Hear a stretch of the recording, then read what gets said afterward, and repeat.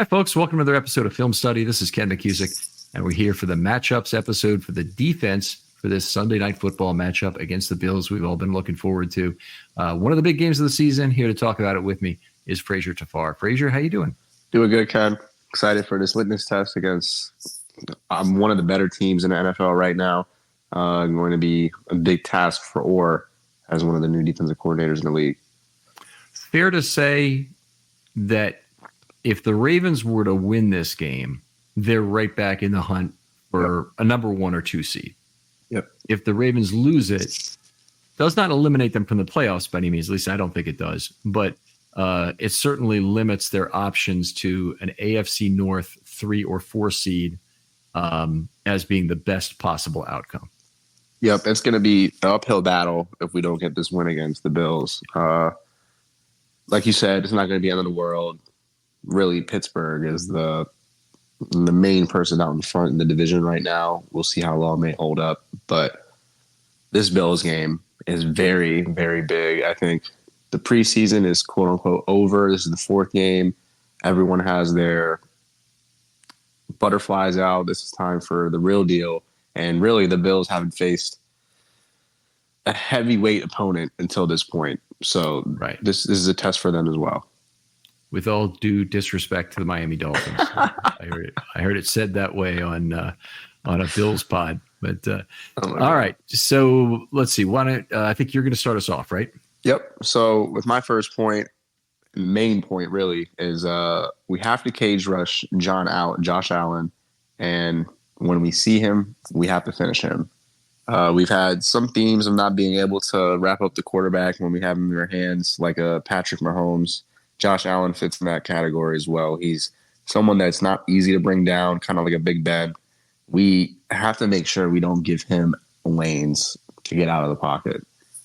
One in particular, last week, I think it might have been a 3rd down or a 2nd down, and Madubuike spinned himself out of the pocket, and Dak was able to slip and make a throw for a 1st down. Those things against Josh Allen cannot happen. We have to stay disciplined in our rush lanes. And I think someone who might have a big game is Kyle Van Noy. Old vet, able to understand leverage and set himself up just to have the quarterback in his lap when he's trying to make a play. So I think making sure that we don't let Allen bust the game outside of the pocket is the main key this week. So, one of the things that comes with trying to cage rush an opponent is a limitation of your own pass rush, obviously, because the notion that you're kind of two-gapping your opponent, maybe going to the bull rush a fair amount. Maybe there's one guy who gets to rush it a little differently because then his gap's going to be covered from either side, maybe 2 even.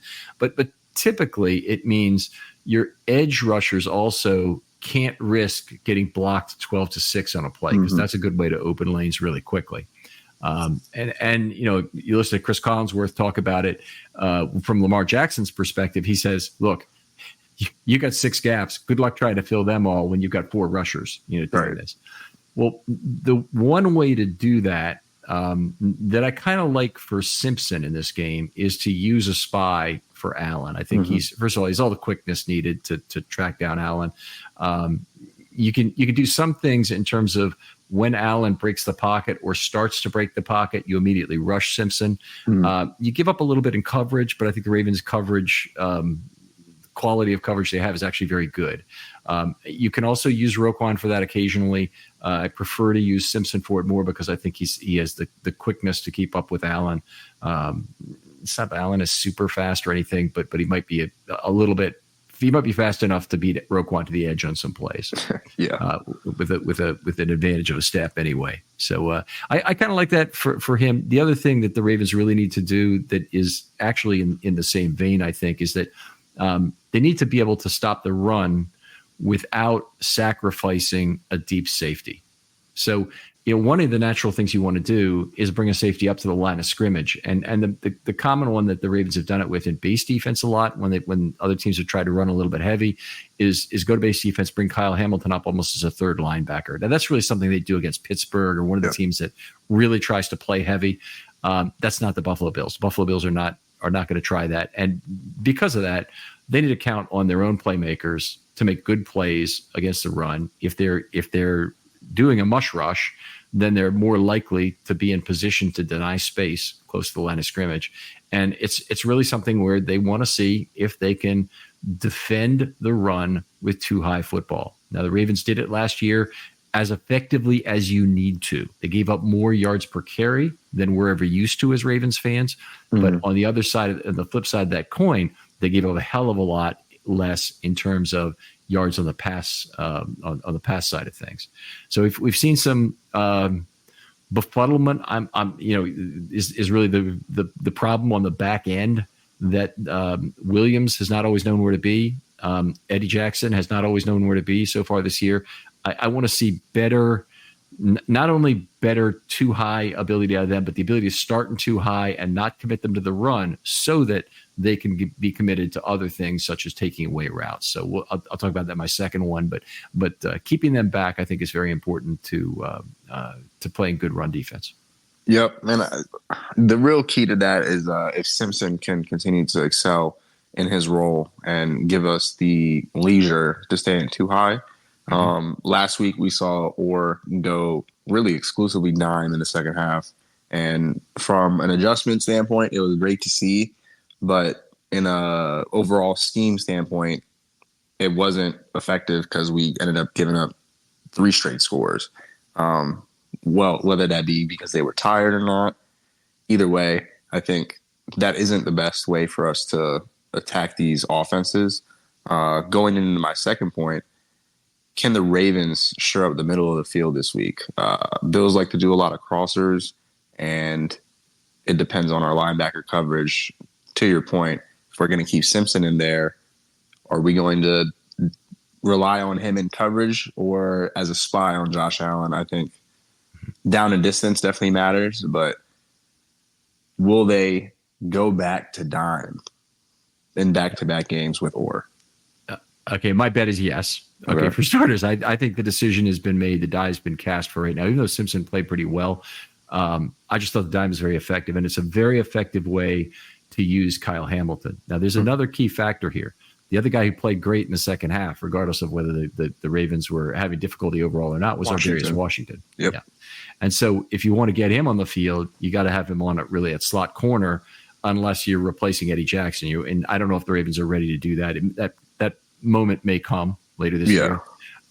It may come due to injury, But if you have in the slot, you have Ar'Darius Washington, then really the place for Hamilton is the dime. Because you have him close to the line of scrimmage, then where he can help you more. And if it's a choice between Simpson and Hamilton, and who on 3rd and 8 needs to spy Josh Allen and make sure things go all right, well, Hamilton's a great choice. He's a top tackler and a guy you certainly trust. Yeah. Sheds blocks extremely well. So you got all that going on. It's not really Simpson's strength, I wouldn't say. But anyway, he's a guy who can definitely do the job for you in that way. I do think they'll stick with the dime. I think they found not team success in terms of what they did with it, or they were successful in the first half, but what they did find is a bunch of individual success. And I think that the problem really is guys who are on the field, regardless if it's dime or not, whether it's big nickel or whatever, it's Jackson and Williams on the back end who have to get their game in order. So. Yeah, and it was really tough seeing the second half of the fourth quarter collapse. It was the middle of the field was just getting eaten. And now that I look back at some of the film, they were playing basic cover 2 man. I mean, no, just cover 2 and zone. Yep. Coverage zone. Yep. And it's like they were finding that hole in between Roquan and the next middle defender every single time. And I don't know if it's, again, too fatigued being out in the field the whole quarter, but that's something that can't happen in that scheme, especially if we want to stay in too high. So I just don't know how we adjust to make it better. All right. Well, I that's my second point is what you do in too high to make it be different. And that is keep Allen guessing in terms of coverage. So I want to see more matchup zone, and I definitely want to show Allen too high because that's what dissuades a lot of the deep balls. And, they're always going to, because he's Josh Allen, he's kind of gunslinger. Attention sports fans, do you love winning? Of course you do. That's why you need to check out Prize Picks, America's #1 daily fantasy sports app with over 5 million members. And it's super easy. Just pick more or less on 2 to 6 players, stat projections, sit back and watch the winnings roll in. How about a guaranteed win every week in September? Yep, just one Caleb Williams passing yard gets you a win each football weekend this month. That's 4 weeks of easy W's. But don't sleep on it. This deal vanishes when September ends. But wait, there's more. Worried about injuries ruining your lineup? Relax. Prize Picks is the only real money daily fantasy platform with an injury insurance policy. If your player leaves the game in the first half and doesn't return, your lineup stays in play. No more stressing over those unexpected injuries. This weekend, I'm taking Derrick Henry for more than 70 yards and Daniel Jones for less than 193 passing yards. 2 picks that I feel great about. And the best part is you can win up to 100 times your money with just 4 correct picks. So what are you waiting for? Download the Prize Pick app today and use the code RAVENS to get $50 instantly when you play just $5. That's right, $50 free just for giving it a shot. More winning, less stressing. Prize Picks is where the fun begins. He's probably going to still try it. You want to have the fear, at least, that there's eyes on the quarterback and try and make him hesitate, try and make him outthrow his own target because he's a little fearful of interceptions. All of that is good stuff that you get out of too high. The other thing you can do from it is you can play matchup zone, with 2 different sides of the field being different. What you're doing out of bunch formation, you can do differently, although typically your high defender does not directly affect the bunch formation. He's more of somebody who's the who's taking one of the guys who's going deepest out of that formation. Right. And the guy you're more concerned about is who else is rubbing off of that underneath, generally speaking. Exactly. Not always, but generally speaking, yeah. I want to see more coverage rotation out of that too high, using robber concepts and using other things to take away routes from some of their better players. Josh Allen has had a pitch and catch relationship with Shakir this year. And I think he's completed all 14 balls to him, and he's like 1 pass away from setting the record. I think it's to start a season, not consecutive passes, period, completed to a single receiver, but I think it's to start a season. And that's something that the Ravens need to be cognizant of in terms of a weapon. A lot of those passes aren't really that big a deal, but he's had over 10 yards per target, largely because once you have 10 yards per reception and you catch every ball you're thrown, then you're going to have a good per target number. So he's been a part of their effectiveness. I don't think another team is taking him too seriously as a threat, and the Ravens need to. So that's part of it. And I think the Ravens, not to cut you off, and I think the Ravens will, because just like Rashid Rice last year, Shakir came on really strong at the end of the year, and that's why Diggs really got overshadowed in that offense, because they went straight to Shakir, and now he's their #1 receiver. There's no Gabe Davis. All they have is Knox, and who's their other tight end? Kincaid. And they're both pretty good. Yep. Yeah. And so kind of like back to what the Ravens were in like 19 and 20, just Hollywood and Andrews and a backup tight end. I think it's what they have now as well. So go ahead. It's good though. If that's the case, then I think there's a lot of good reason to go to dime and stay with dime, because if you have not only Ardarius Washington, who's proved to play bigger than he was in this last game with his play against CeeDee Lamb, and played well against CeeDee Lamb. Yeah, really did. Yeah. And then you also have a Hamilton in the middle of the field having some sort of zone responsibility, or maybe he's the pickup guy off a bunch formation. I think gives you a lot better chance to affect that sort of dynamic. Take away picks and rubs with that. Whereas Simpson and any inside linebacker is really not the ideal guy for that. I think Simpson probably has gotten unfairly bashed for who he is as a coverage guy, but part of the thing is they can't take Roquan off the field at all. He has the green dot, and so you really can't take him off. They would have to switch the green dot to Hamilton for that to work. And Yes, they could do that. They could give Hamilton the green dot, and then they could get him off, and it might simplify things in some ways, because then Hamilton knows exactly where he's supposed to go right off the bat. Don't know if you saw this, by the way, in the last game, but Hamilton Q3 929 had one of the headiest freaking plays you'll ever see. He ran off the field when the Ravens had 12 men on the field. And so one of two players actually shouldn't have been on the field, either Ardarius Washington or Eddie Jackson. And one of those two shouldn't have been on the field. You can see Marcus Williams see that they're 12 players. He kind of puts his hands up, looks at the sideline. Hamilton realized it. He bolts to the sideline. He took action. Yeah, wrong guy. Denied them. Yeah, he wouldn't have been the guy who would have come off the field, but he made up for somebody else's mistake. Mm-hmm. And I thought that was one of the really great Hamilton plays of the season so far, to avoid that penalty, avoid the optionality that goes with it. So, Chuck Clark-esque. Yes. Just like that's that penalty in the Bills. Yeah. Yes. Like the intentional thing. They did that 3 times in 3 years with Chuck Clark. That's really some great stuff.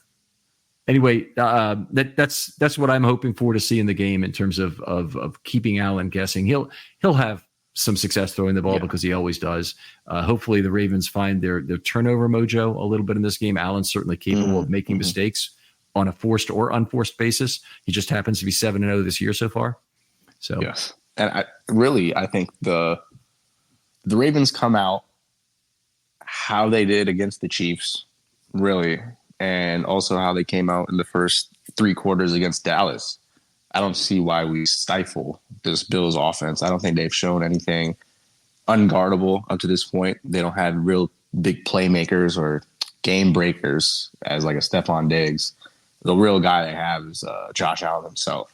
So being able to contain that, I think we're able to contain their traditional run.